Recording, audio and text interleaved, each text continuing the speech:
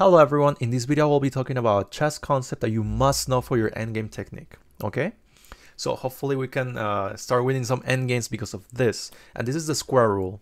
The square rule refers to an imaginary square that we draw to determine if our opponent's king can actually stop our pawn from promoting or not. Okay, so what is this? So in this position it is white to move. White to move, and we can try to draw a little square here, the diagonal towards where the king is, and then we can go into the front and then to the sides, you know, from the diagonal, and we draw a little square here. It will be like an imaginary square. And here we can say, okay, there's a square and it's white to move. So because it's white to move, the king is not in the square, and whenever the pawn goes forward, the square gets smaller and smaller, right? You can see that. And that means that the king can never make it into the square. If the king can never make it to the square, you will be able to promote. Okay, so for example here, let's go with the move b5, and then we draw our square, something like that. And then the king goes to f8. We draw, and we can see that the king is never making it to the square. If the king can make it to the square, they can actually stop our pawn from promoting. But here, because of this, they can never stop our pawn. Okay, so let me show you a different example here. So our previous problem, the pawn started on b4, and we drew our square and the king was not in the square. Yeah, but this second one here, the pawn is on b3, and if we draw our square, the king is in the square right now. So that means that whenever we push our pawn forward and we draw our square again, or this diagonal that can like gas you through a little bit, the king can always make it into the square, which means that the king can actually stop the pawn from promoting. So if we go like b4, because we were not in on b2, so we didn't have the double jump.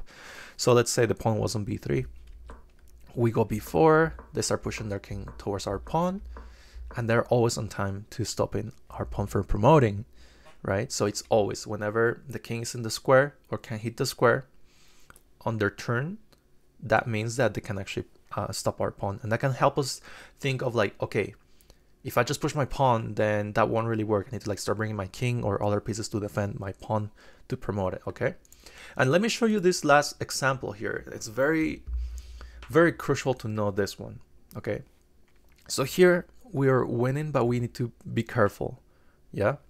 Because for example, we have to find here the only move b5. We can always try to bring our king as well, right? Like we want to play slow, but let's try to be as precise as we can. Okay, so we go b5, and that's a really good move because what happens if they don't do anything, right? If they bring the king, you can always push forward or actually just capture the pawn, you know, like it's pretty good. Let's say if we push forward here, like they have king d8, and then you can just always go like a5, and these pawns are fixed. The king can never capture this pawn because once they capture this pawn, this other pawn just flies, you know, and then you can just like stall bringing your king. It's more complicated like this. So what they can do is like just capture the pawn. That's the most common response, and you have to be careful here. So now think about it. If we take this pawn here, our pawn on the white move would be pawn on b5. So we have a pawn on b5, and let's go ahead and show it to you. Let's capture this pawn. But it was just white to move, and then we draw our square. We draw our square, and it was white to move. Now it's black to move. Can the king make it into the square? Yes, it can. It made it into the square, which means that they can stop our pawn. So if we show it to you here, we just go like b6. The king can stop the pawn. Okay, so we have to be careful here. But what happens if we say, okay, we draw where's our pawn right now? It's white to move. We draw our square towards the diagonal here, down towards the pawn, and back to the final diagonal here. We have a square. White to move. The king is not in the square. So our next move will be a5, and then the king can never make into the square. So here we don't capture back, but we actually just push the pawn forward to a5. And now we draw it again. If we want, sorry. And whenever the king moves, it can never make into the diagonal or in the square here.